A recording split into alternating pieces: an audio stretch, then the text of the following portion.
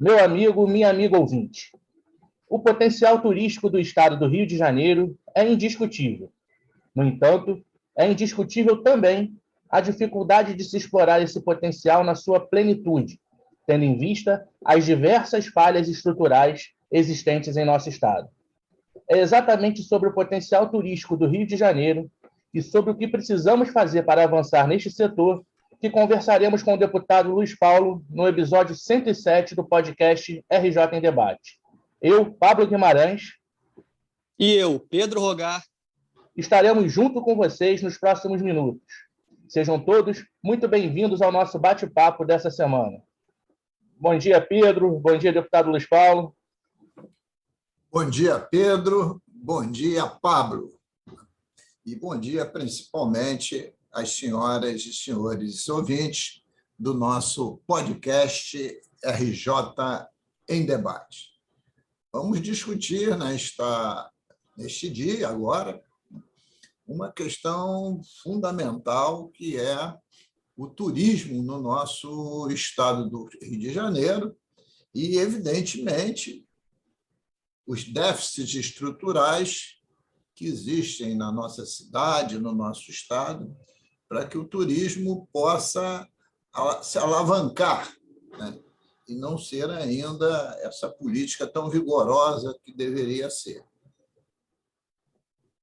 Pois é, deputado. O Rio de Janeiro atravessa há alguns anos uma complicada situação econômica, né? O Estado está, inclusive, em regime de recuperação fiscal, tendo em vista a dívida que tem com a União, que é um assunto, aliás, que o senhor trata bastante, que vai ser objeto de um podcast em breve, né? O senhor vem, ao longo desse período, trabalhando para buscar novas receitas e tentar, de alguma forma, enfrentar essa crise.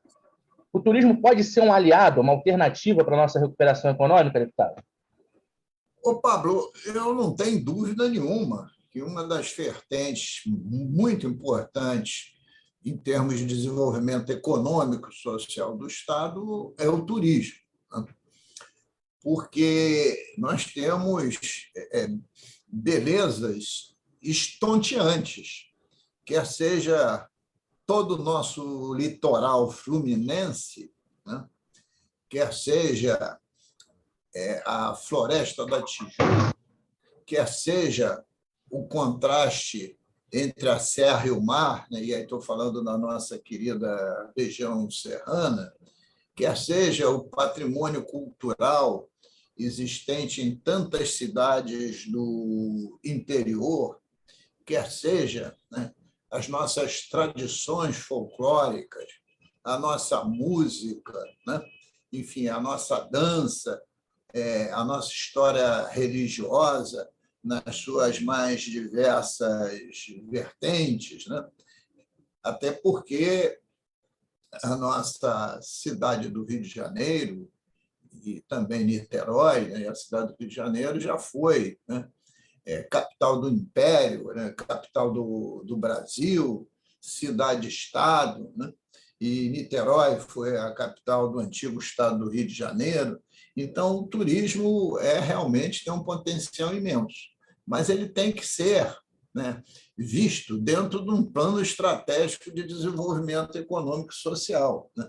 Porque para um turismo funcionar na sua plenitude, ele precisa de outras políticas de infraestrutura, como, por exemplo, a de segurança pública, né? Daí que, às vezes, o turismo não consegue ainda, sob o ponto de vista internacional, fazer um grande upgrade, né? Até porque existem dois tipos de turismo: o turismo externo, de quem vem do exterior para cá, e o turismo interno, de quem mora em outro estado e vem para o estado do Rio de Janeiro. Mas eu continuo dizendo que é realmente o turismo um aliado, uma alternativa muito positiva, né? Em busca desse estado mais equilibrado, que gere mais emprego e mais renda, e que o turismo esteja muito, mas muito, muito acima de só as nossas festas carnavalescas. Deputado, como o senhor já falou, né, rapidamente, o potencial turístico do Rio ele vai muito além da capital. que já é reconhecida mundialmente como uma cidade maravilhosa. Mas nós temos outras tantas opções turísticas também no nosso interior. A gente tem a região dos lagos, com Búzios, Cabo Frio, entre tantas outras cidades. Nós temos a Costa Verde, o Vale do Café, a Norte Fluminense, com turismo de negócios, e temos a região serrana. O senhor fez uma intervenção com muita propriedade sobre a relação entre segurança pública e turismo. E aí eu destaco aqui a cidade de Teresópolis, na nossa região serrana, que ficou entre as 10 cidades mais seguras do país, né? E também foi eleita por sites de viagens como também entre as 10 cidades mais procuradas do nosso país. Queria que o senhor comentasse um pouco sobre essas opções turísticas que a gente tem no nosso interior. Ô Pedro, olha só, eu vou sair aqui da nossa cidade do Rio de Janeiro, da nossa região metropolitana, e desenhar um pouco esses potenciais de outras regiões do nosso estado.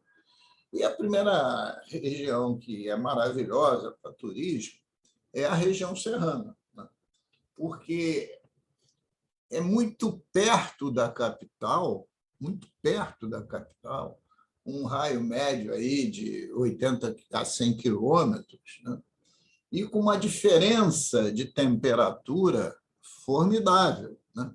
E também a região serrana é a região do nosso estado que há ainda muita mata preservada, né? Então, por isso só isso dá à região serrana um potencial grande, muito, muito grande, né? E como ela é muito próxima do litoral, né? Por exemplo, quem quer fazer turismo na região serrana, mas, ao mesmo tempo, está na região dos lagos, né? Isso mostra, assim, tradicionalmente, o que o povo dessas regiões sempre chamou o circuito suéter-calção, né? Você sai da Serrana, 80 quilômetros, está na Costa Azul, na região dos lagos, com uma contradição de temperatura imensa, mas de todos com uma beleza estonteante, né? Mas, além da região dos lagos, que, do ponto de vista das praias, nós temos a nossa Costa Verde, né? Região de Paraty, Angra, Mangaratiba, que também é de uma beleza fantástica, né?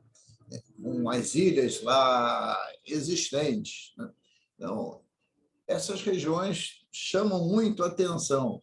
Mas, se você gosta, né, da época do Brasil colônia, de visitar fazendas, de você ter paz, mas, ao mesmo tempo, estar fazendo uma volta ao passado, o nosso Vale do Café, na região lá de Vassouras, Valença, né, é uma região também excepcional, né?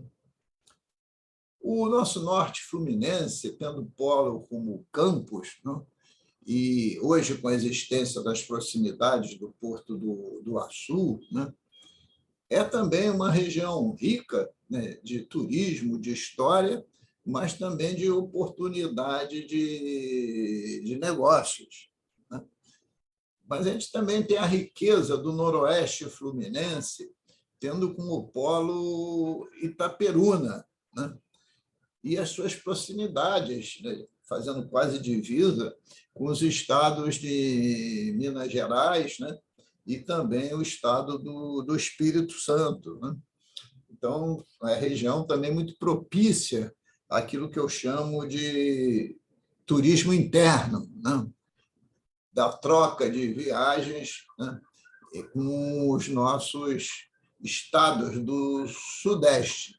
E o próprio sul fluminense, né, que é um grande eixo de conurbação pela rodovia Rio-São Paulo com o estado de São Paulo, tendo como polo Volta Redonda, também é um eixo muito interessante para turismo, porque lá tem as Agulhas Negras, né, que fica em Resende, né, e também em Itatiaia, né? Então, você veja que o potencial turístico do interior do nosso estado é imenso. Pois é, deputado. E eu conversava com o Pedro, aqui antes da gente entrar no ar, e todas essas regiões, a gente ainda tem uma vantagem que precisa ser explorada, né? O Rio de Janeiro ele é territorialmente pequeno, né? Relativamente pequeno.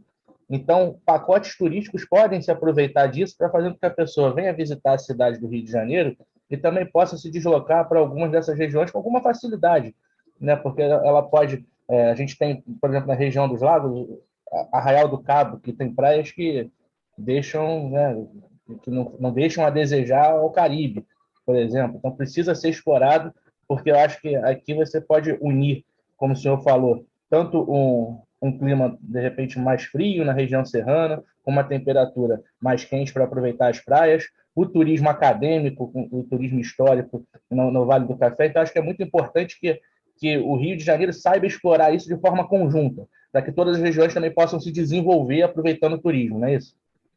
Sem dúvida nenhuma. Quando eu falei no circuito Serra Março, Éter Calção, é exatamente querendo mostrar que o turismo você pode potencializar as maravilhas da região serrana conectada com as belezas praianas que nós temos, né? Porque nosso estado é relativamente pequeno, sob o ponto de vista de extensão, mas de uma riqueza, de uma diversidade muito grande, né? Eu não sei se você fala assim, estou falando nas Agulhas Negras, no Pico de Itatiaia, estou falando em Resende, estou falando em Itatiaia, 200 quilômetros do Rio. Então, esses pacotes turísticos podem fazer essa integração. Inclusive, pacotes também de turismo costeiro, se for o caso, né? Porque as nossas costas estão muito bonitas, né?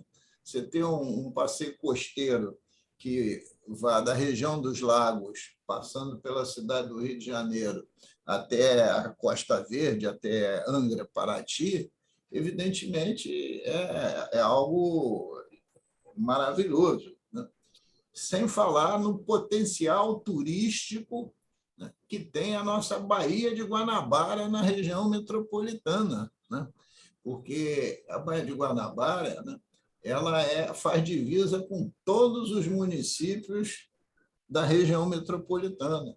Então, eu acho que o estado do Rio de Janeiro é, dentro do nosso país, um estado privilegiado para o turismo, um turismo orgânico, pensado, planejado, etc.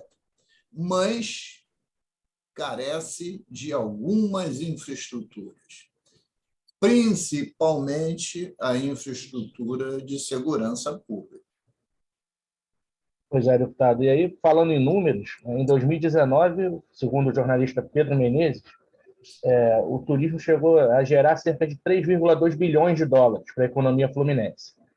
Com a pandemia, obviamente, esse setor ficou estagnado, ficou parado, não só aqui no Rio de Janeiro, no Brasil, mas em todos os lugares do mundo, né? E agora a gente já observa uma retomada, né? O senhor teve a oportunidade, o senhor estava aqui no Rio de Janeiro, teve presente no Rio Open, que aconteceu justamente no Carnaval, quer dizer, um grande evento de tênis, junto com o Carnaval, que trouxe muito turista para o Rio de Janeiro. A rede hoteleira estava praticamente lotada.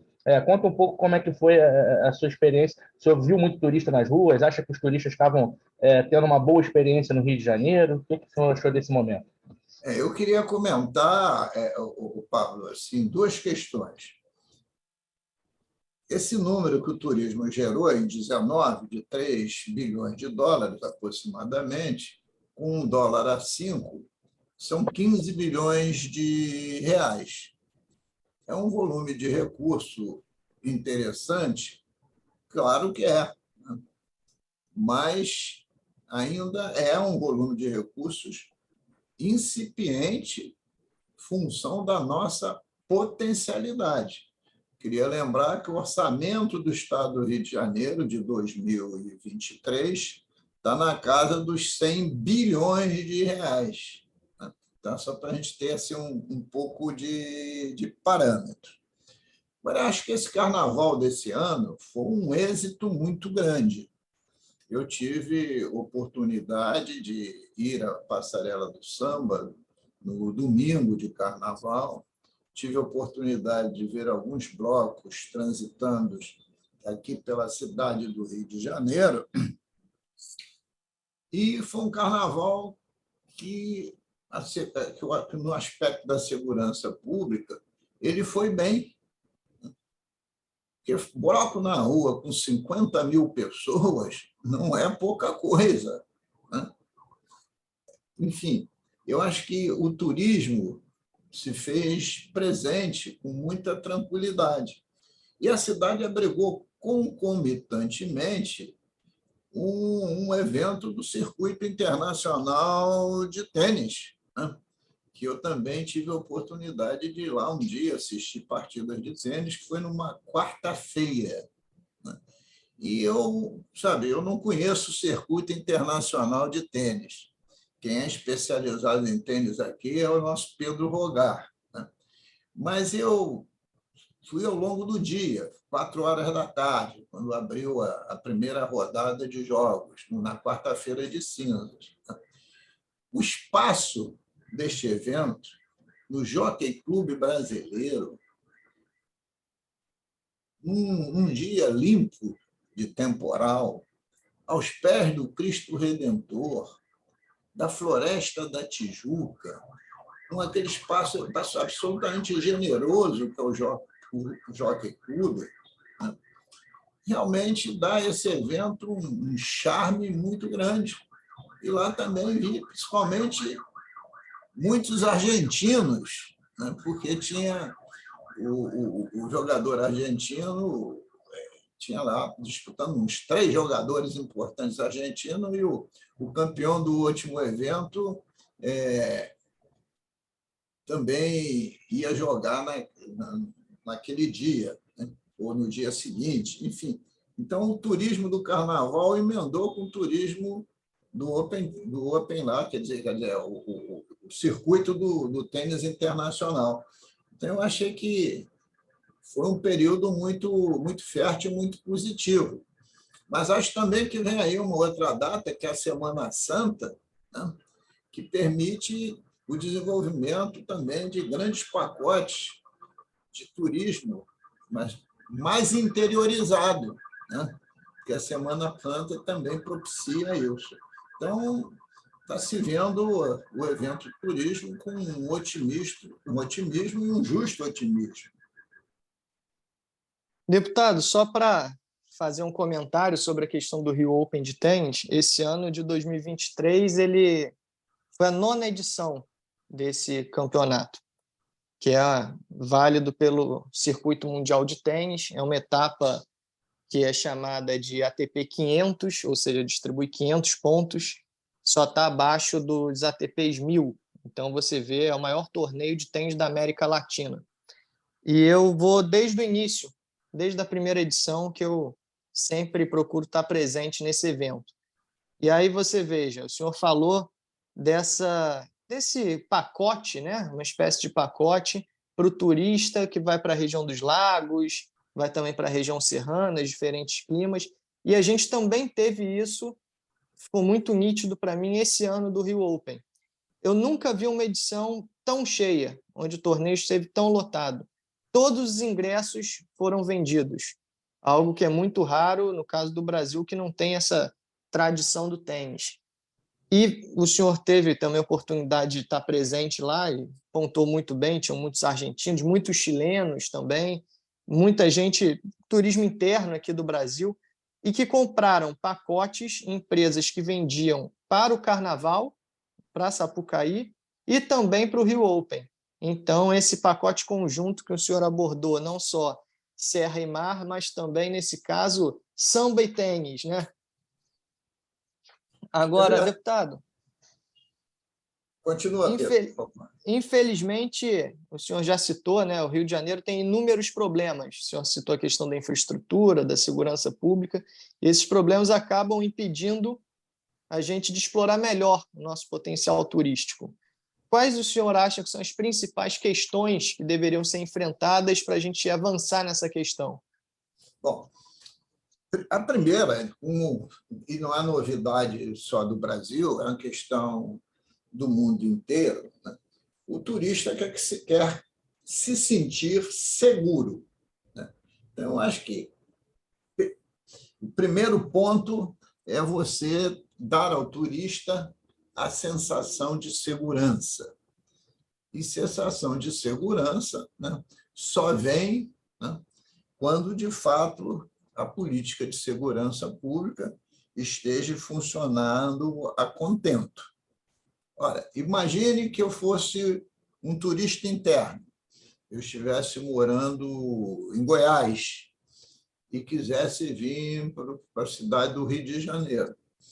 Se eu vejo um noticiário do que está acontecendo no eixo de Jacarepaguá, passando pela Praça Seca, passando por Campinho, passando por parte de Cascadura, por Piedade, que praticamente está numa guerra entre duas facções, né?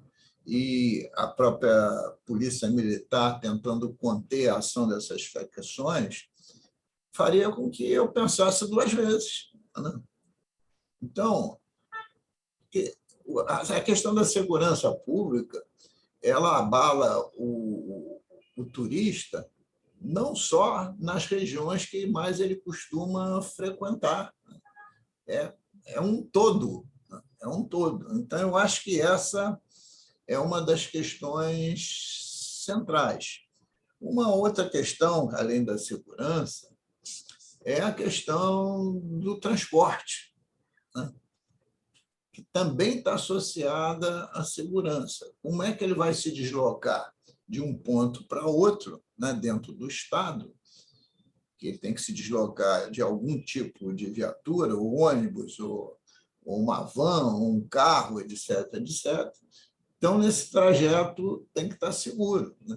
Se esse trajeto for seguro e também não for trajetos profundamente congestionados, melhora a disponibilidade do turista. Você veja, Pedro, eu passo quase diariamente em frente ao acesso ao Cristo Redentor, ali no Corme Velho, em frente à igreja de São Judas Tadeu, patrono do Clube de Regatas do Flamengo, clube que eu sei, Pedro, que você gosta muito. E ali, o atrito da circulação dos veículos com os ônibus que trazem os turistas é sempre muito grande, né? Porque não existe ainda a infraestrutura pensada, planejada ao longo dos anos para isso. Agora mesmo, eu li nos jornais que está se pensando botar uma tirolesa no Pão de Açúcar. Você conhece tirolesa porque tem lá na região serrana, né? Isso vai ter uma repulsa da comunidade, dos moradores, porque é uma ação que nunca foi planejada, nunca foi pensada, nunca foi discutida. Então, eu acho que a questão da infraestrutura é muito, muito importante, né? E, Pedro, você mora num bairro que o turismo é sempre muito relevante. Você mora no Leme. Copacabana e Leme é uma região, além de ter uma rede hoteleira muito, muito grande, é sempre ponto de visitação por causa dos calçadões, da beleza do mar, etc., etc., né?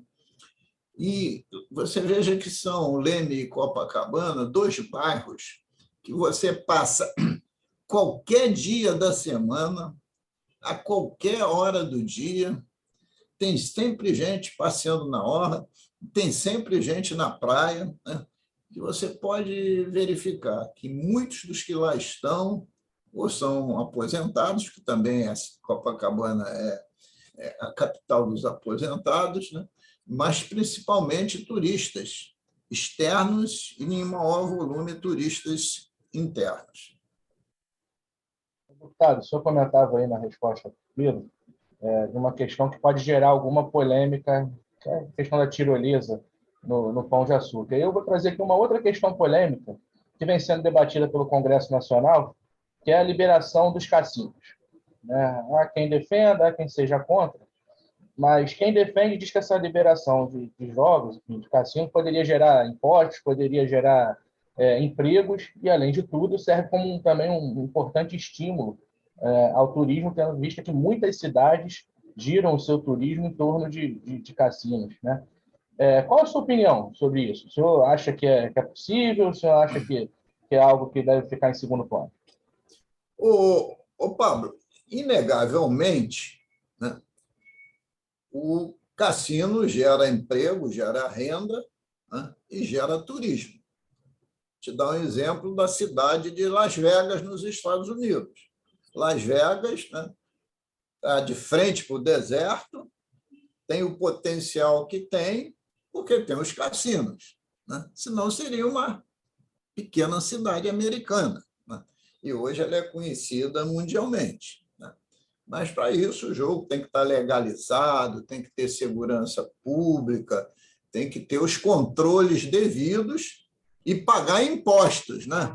Para reverter em investimentos para o conjunto da sociedade. Então, estou dando exemplo aqui de Las Vegas, nos Estados Unidos. Mas, se você quiser ir para a Europa, são dezenas de cidades, né? Inclusive Mônaco, né? Que abriga um grande prêmio de Fórmula 1, a potencial que lá tem de cassino. Bom, Ficar aqui perto, na América do Sul, por exemplo, podemos citar também Punta del Este, no Uruguai. sem Outro dúvida lugar. nenhuma, que também é uma cidade com grande potencial turístico. Mas, continuando no jogo, aqui faz parte da história da nossa cidade o jogo do bicho. Tem décadas, né, que nasce lá com o Barão Drummond, né, lá em Vila Isabel, né, mas que é um jogo ilegal, clandestino, né, mas que se aliou à cultura da nossa cidade e agora do nosso estado, mas é ilegal. Mas, se a gente for para a legalidade, vamos à Caixa Econômica Federal. Eu não sei nem mais dizer, Pablo,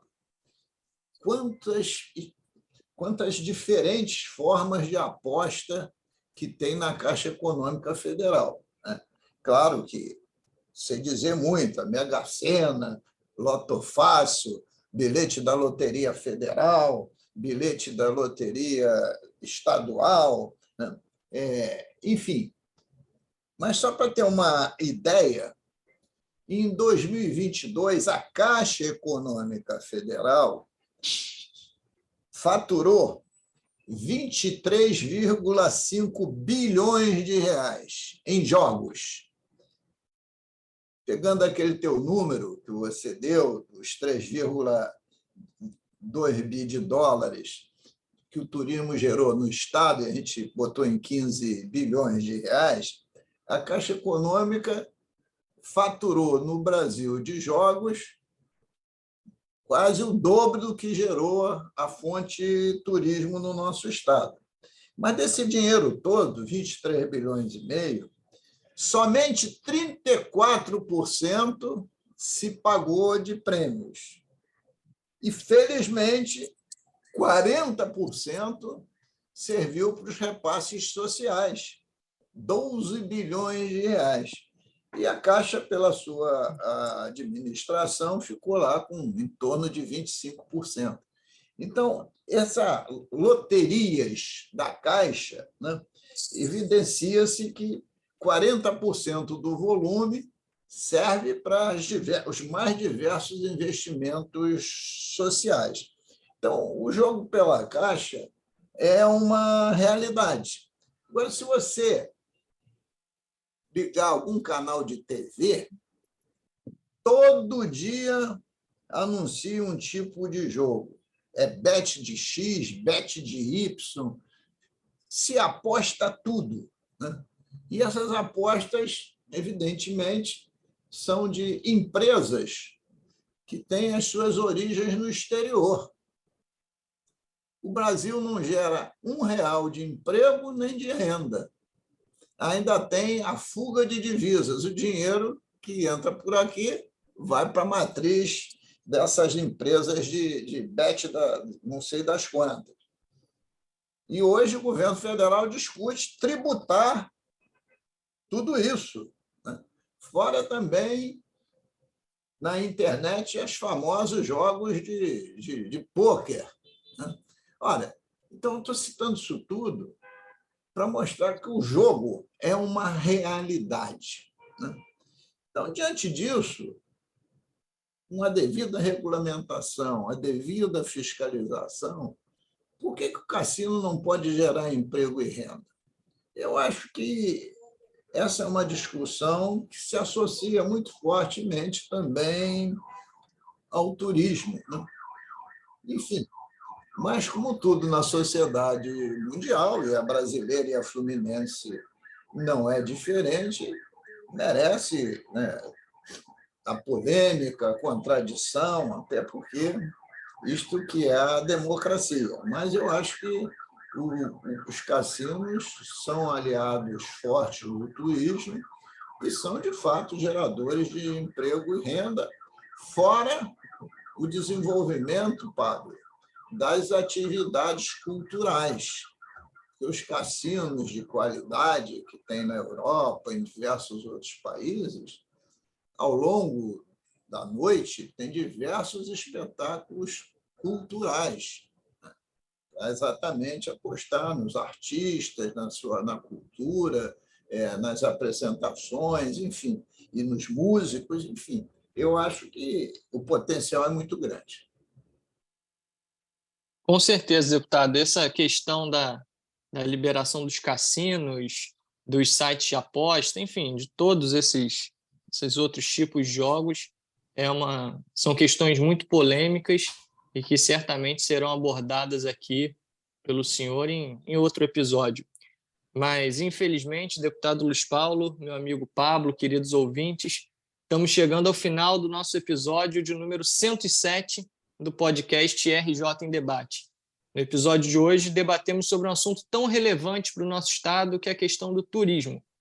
Quero sempre lembrar a você, caro ouvinte, de seguir acompanhando as redes sociais do deputado Luiz Paulo. O Facebook é o deputado Luiz Paulo. No Instagram, Luiz Paulo_DEP. E o WhatsApp, que você já sabe, o 21 99514 5678. E vamos agora ao quadro já tão tradicional, Bola Dentro e Bola Fora, com os pontos positivos e negativos da semana. Pedro, antes do deputado passar para o Bola Dentro e Bola Fora, só queria fazer aqui um adendo. A gente está falando de turismo, falando de todas as nossas regiões. O próximo podcast a gente vai fazer, se tiver esse calor que está hoje, da região serrana, tá? Para a gente poder aproveitar um clima mais ameno, porque hoje está muito quente aqui na cidade do Rio de Janeiro. Um abraço a todos que nos ouviram no programa de hoje e vamos lá no quadro Bola Dentro e Bola Fora. A Bola Fora de hoje vai para o clima total de insegurança pública que está existindo, como aqui me referi, nesse grande eixo que é Jacarepaguá, Praça Seca, Campinho, Cascadura, Piedade. Diariamente, essas regiões estão sendo disputadas a tiros por 2 comandos e a Polícia Militar tentando, através do seu 18º Batalhão, fazer as intervenções devidas para placar esta guerra que está ali instalada. E quem sofre com isso intensamente é a nossa população, porque também afeta todas as escolas da região, como já ocorreu com a FAETEC de Quintino, né?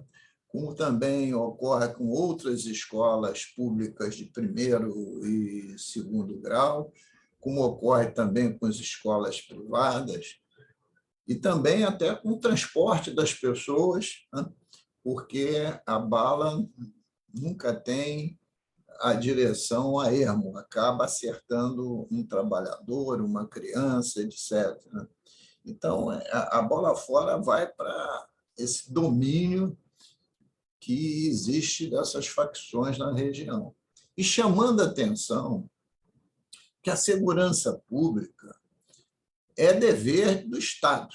Para isso, o Estado tem a Secretaria da Polícia Militar, uma Secretaria da Polícia Civil, uma Secretaria da Administração Penitenciária.